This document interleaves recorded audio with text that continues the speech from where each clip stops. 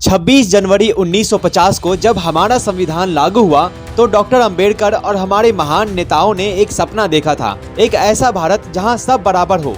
लेकिन सदियों से चल रही छुआछूत और इनइक्वालिटी को खत्म करने के लिए उन्होंने एक टेम्पररी प्रोविजन बनाया। उन्होंने कहा कि SC, ST और एंग्लो इंडियंस के लिए पार्लियामेंट में रिजर्वेशन सिर्फ 10 साल तक रहेगा।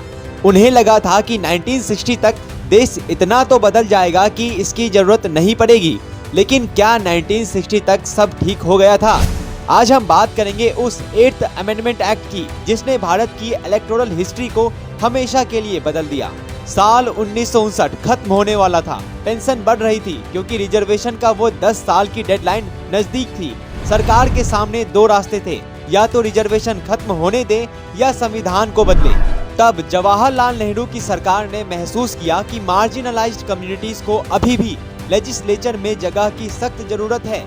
इसी सिलसिले में पार्लियामेंट ने पास किया the constitution 8th amendment act 1959। इसने एक बहुत बड़ा बदलाव किया। संविधान के आर्टिकल 334 में जहां 10 इयर्स लिखा था वहां अब 20 इयर्स लिख दिया गया। इसका मतलब रिजर्वेशन अब 1960 के बजाय 1970 तक एक्सटेंड हो गया। लेकिन कहानी यहाँ खत्म नहीं होती। इसी अमेंडमेंट के पीछे एक और गहरा लीगल ड्रामा चल रहा था।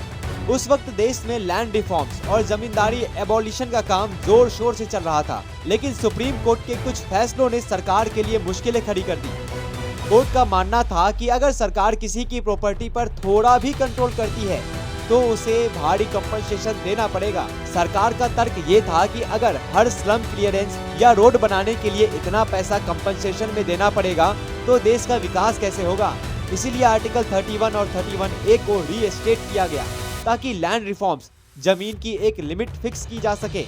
स्लम क्लियरेंस, शहरों में खाली पड़ी जमीन का सही इस्तेमाल हो सके। नेशनल रिसोर्सेज, देश के मिनरल्स और ऑयल पर सरकार का पूरा कंट्रोल हो। अब बात करते हैं एक फेमस केस की, Sagir Ahmad versus state of UP.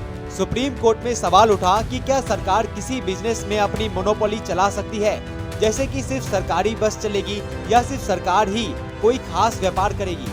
पहले इस पर थोड़ा कंफ्यूजन था, लेकिन इस दौरान ये साफ कर दिया गया कि आर्टिकल 305 के तहत सरकार को ये हक है कि वो पब्लिक इंटरेस्ट के लिए स्टेट मोनोपोली बना सके। इससे private players freedom of trade के नाम पर वेलफेयर स्कीम्स को रोक नहीं सकते थे।